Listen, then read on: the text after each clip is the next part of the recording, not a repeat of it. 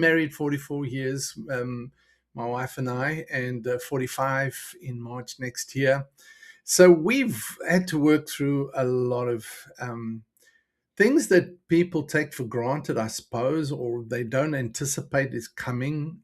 But we've worked through them. It's not always been easy, but it's been worth it because now we have an empty nest and all our kids are out the house and it's just the two of us. But we now fortunate that we're reaping the benefits of having had the hard conversations, the easy conversations, enduring the good times and the bad times, and now we enjoy each other tremendously. It doesn't mean there's not things that we don't have to discuss. There are, but we do it now. We know how we kind of tackle them and deal with it. So a few weeks ago, we spoke about resentment, started the series on resentment, and that it is stored disappointment. We looked at the fact that it's debt that you stopped expecting to be paid, but you never quite forgave it. You never quite let it go. And then a few weeks ago, we also, after that, we looked at where does resentment actually come from?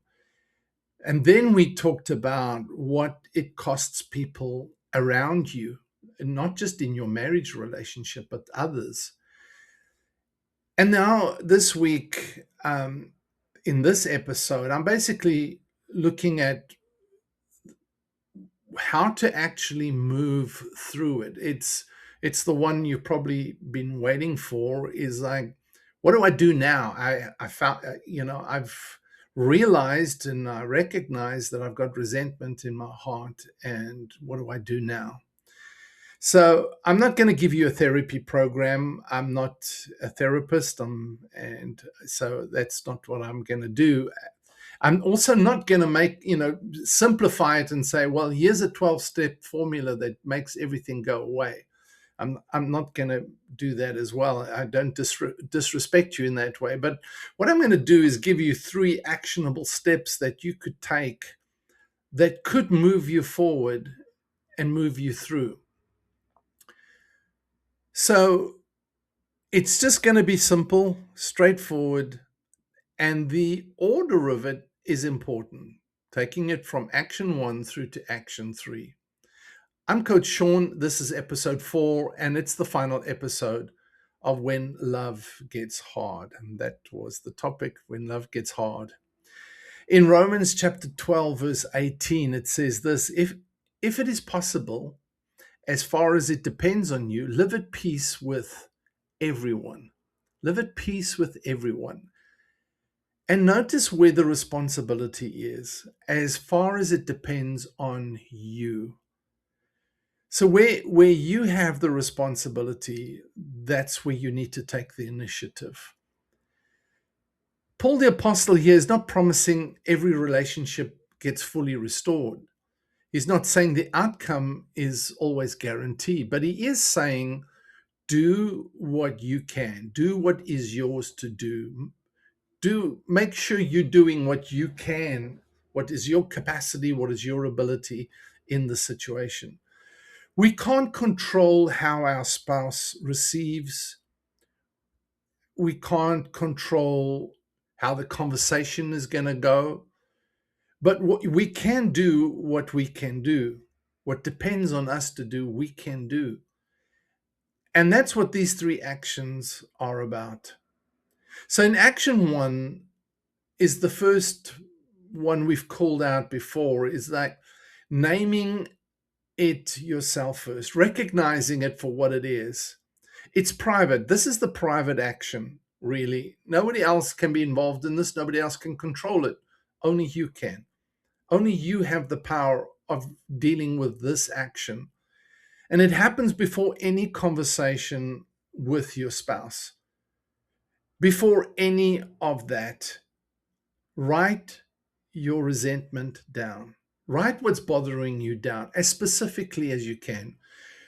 Don't write down, and this is kind of what we do. We put everything into one big cupboard and we say, I resent my spouse. And there's nothing you can do with that. You can't control that, nor can they.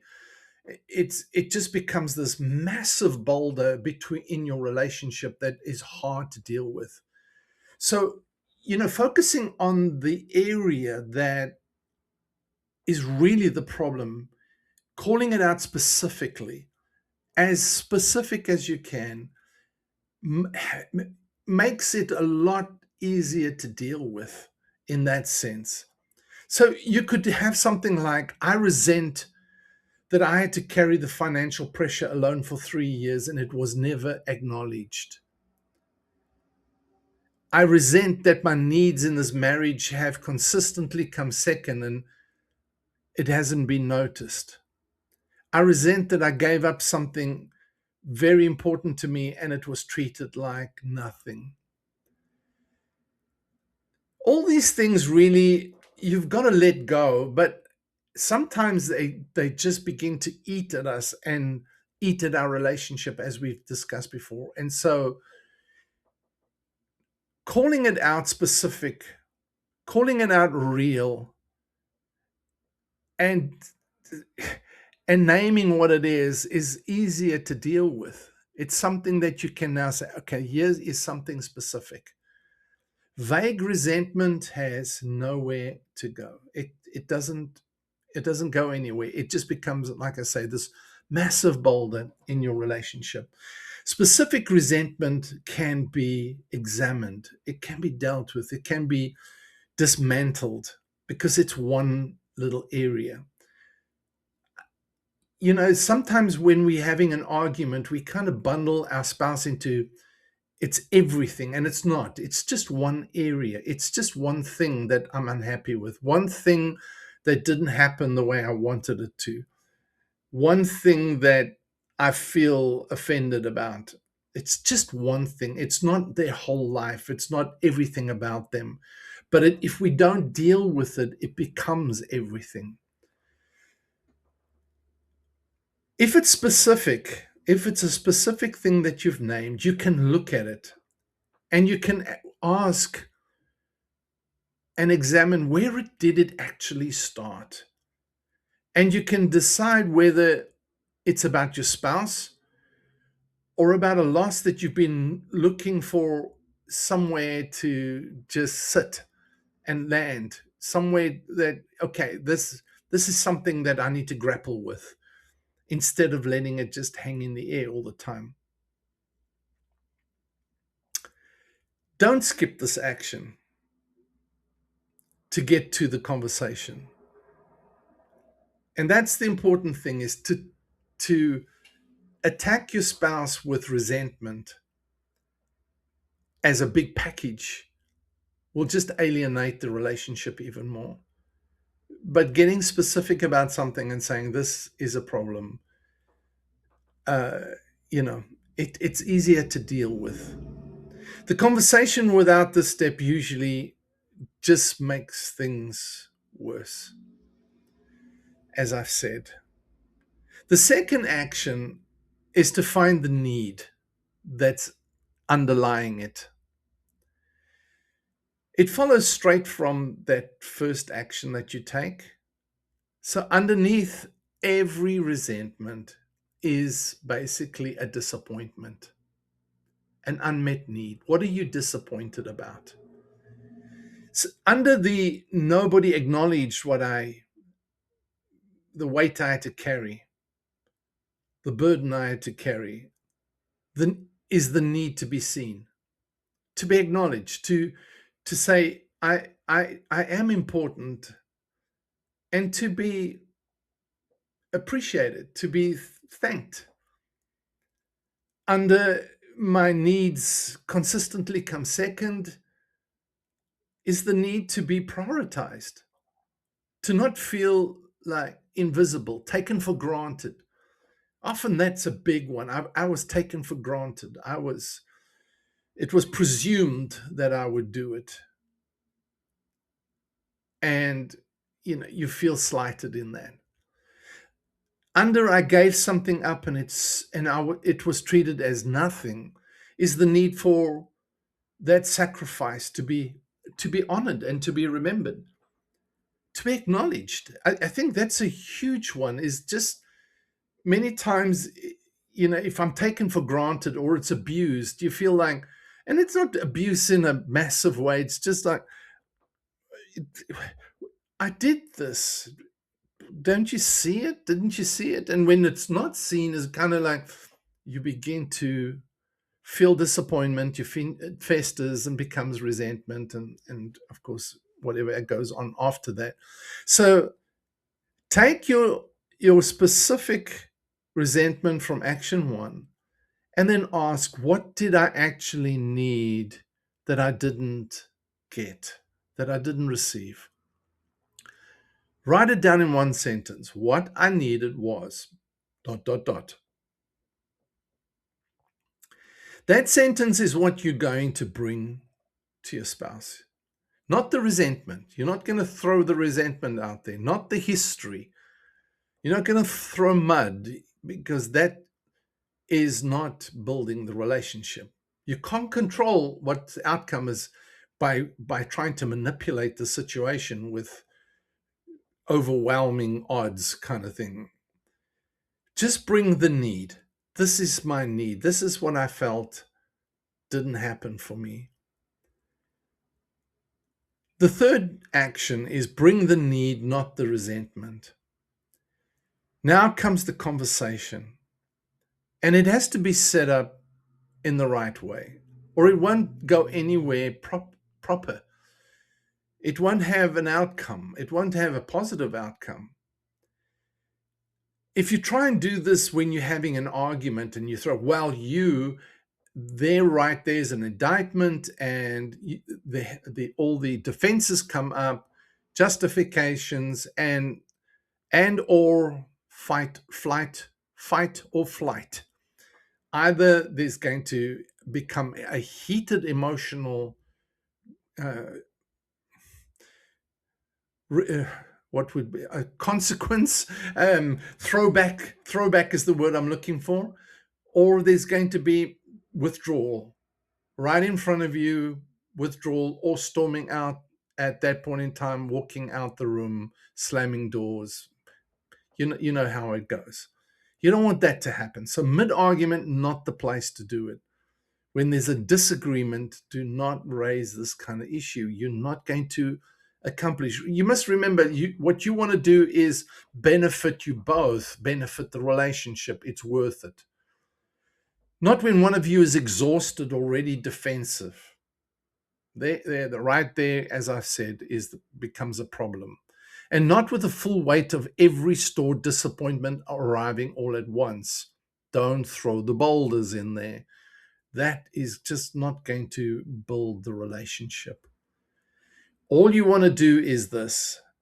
I want to tell you something that I have been carrying in my heart. And it's not to accuse you. I just want to stop carrying it between us. I don't want this issue to be an issue between us. What I needed was one sentence and stop. Let your spouse respond. Give them space to respond, and give them space with understanding. Listen to where they are. They may not have recognized it, and people do that. We do it. I do it. Is recognize that with understanding. Don't immediately add the history or the context and everything that goes with it. Well, you. Don't do that. The need, and then the space. The need, and then the space. And what if they're defensive? Well, what if they counter with their own list of things? That's fine. Don't escalate it.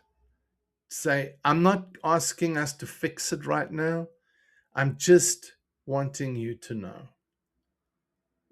And it's more for me, actually, than for you. I need to just air this, that I needed, and leave space. You've done what depends on you. This is what depends on you for peace. For peace. There's nothing like it in a relationship, right? having that peace. So you plant the seed and you're going to give it time. You're going to give it time. If you indict your spouse, you're not giving it space. You're trying to control a outcome. You can't control an outcome, but a seed can bring about the right outcome. On the other side, what's on the other side of this? Well, I mean, my wife and I, Michelle and I, have had to have a few conversations over the years, and uh, I can't even remember all of them. It's just, she's had to express what she felt in a situation. I've expressed what I felt in a situation. Specifically, I am going back, well, maybe, 30 years, 34 years ago. My wife grew up with a lot of rejection, and we didn't know anything about what rejection is or anything like that when we got married. And we were young, I was 21, she was 18, and we got married. And and all of this came out. And of course, in my insecurity, her rejection would trigger my insecurity. And yeah, it was just not a pleasant situation. But I refused to give up on her. I loved her, and I'd given my word at the altar that I would love her through everything, regardless. And I was determined to hold to my vow, to my commitment. And so I stuck with it. And even though it was difficult, and I'm sure I wasn't easy either, because my insecurities, I thought, what am I doing wrong, and all this stuff. Anyway, we got to the point where I had to have the conversation. I began to understand. I began to study and see how she responded, how she reacted, why, when. And then I said to her, something is wrong, and we have to deal with this, and I'm going to help you with this. And I know you're going to fight me, but this is how I feel about it, and what it's making me feel like. And I was in a very responsible position at that point in time, and um, her the way she was treating the situation was leaving me very disrespectful. But she had no control. She didn't, I'm not going to try and explain the situation, but it was just a situation that I had to, we had to have the conversation, and I had to communicate how I felt, how it was making me, and how it was undermining what I was doing. And that's how I felt. And we began a process of helping her walk through this rejection because of it, because I just had a conversation. Up until then, we had been fighting about it, but it was not fighting about that specifically. It was about everything else, but we hadn't been able to recognize exactly what it is. When I recognized what it was, and what it was doing in me, and how I felt about it, was when we could actually have the conversation. And then we could, once we had the conversation, we could actually begin moving forward in dealing with it. Out of that was, I flew over to her parents, and I had to challenge them on the same thing. As, I don't want to resent you. We have a great relationship, but I need you to do certain things to help your daughter. Otherwise, it's been affecting my marriage. And thank goodness they understood as well. And so they also, so I had to have a hard conversation with them. But I was wanting the peace. I was wanting peace for my wife. I wanted her to be whole. I wanted her to be happy. I didn't want her to struggle with this, and I didn't want to have resentment because of it, because of her struggle. And so we had the conversation, and it well, we married now for many years. We worked through it, determined, to work through it, and to make sure that we ended up with a healthy marriage. I love the woman, and she loves me, and I love my wife, I should say, and she loves me. And so, we had committed to each other, and that was it. There was no, I was going to find, and I was determined to find.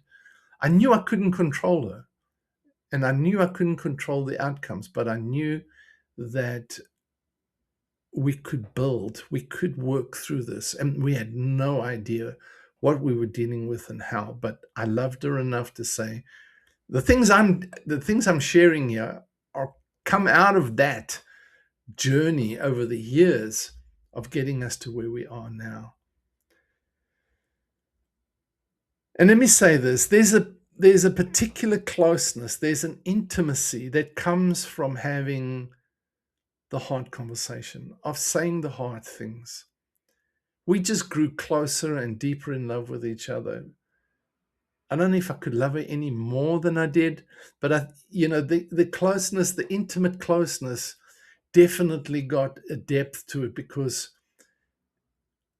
I arrested the resentment before it could grow. And on the other side of these kind of conversations, you find your spouse is still there. They're still in the room. They're still in your world, and you're still both choosing each other. That's the beauty of it. Is I choose you, and therefore I'm prepared to do this. I'm prepared to move with this. And my wife will tell you now, she's so grateful we had that conversation because she's a whole person now. And she overcame that, and she's very confident and able to do a lot of things that she was very insecure about before in her relationships. So an intimate closeness doesn't mean we just ignore everything. It means sometimes you've got to um, have the hard conversations. Sometimes you've got to deal with the things that we do take for granted, that we have overlooked, that we did ignore, that we, you know, did make a mistake on, that we maybe not even aware of. We sometimes we're not even aware of our own habits. And as I say, that's why in when I'm doing marriage coaching, relationship coaching, the first thing I work on is actually awareness, self-awareness first. So I'm aware of me, and then a discussion of each other's awareness, if you may. When I'm aware of something, I say, okay, I'm aware that this is what's important to me, and I communicate it, then it helps to put the other party to understand me much, much better.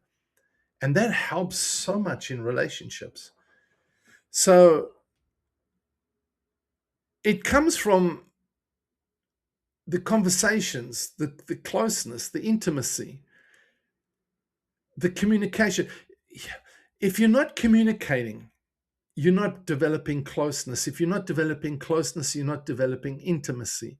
If you're not developing intimacy, the romantic side of your relationship begins to lose its spark. And ultimately, then physical intimacy also goes out the window because it's not important anymore. And I'm always come back to this: communication is so vitally important. The easy conversations, the hard conversations, the fun and the not so fun. You've got to have them for a growing, good relationship. And it grows you up. You mature when you're having those those conversations.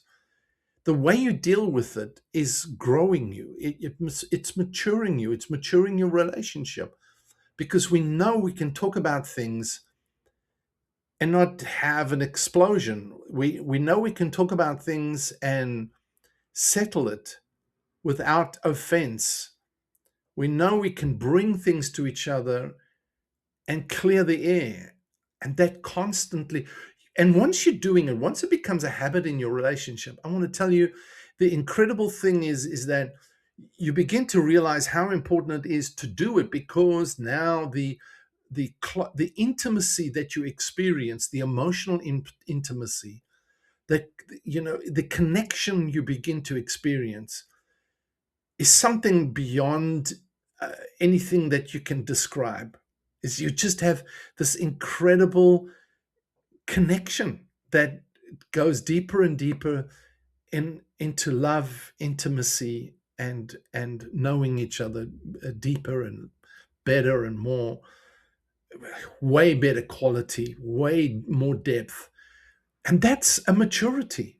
And the more you do it, the better it gets. There's a maturity to it. We still, after 44 years of marriage, still have to have the hard conversations at times. There's still things that pop up that I've done wrong, she's done wrong, and we have to discuss it. And I say have to because the intimacy is important to us. So one more thing that I want to bring up is that if the resentment in your marriage is very, very hurtful, very deep, if there's like years of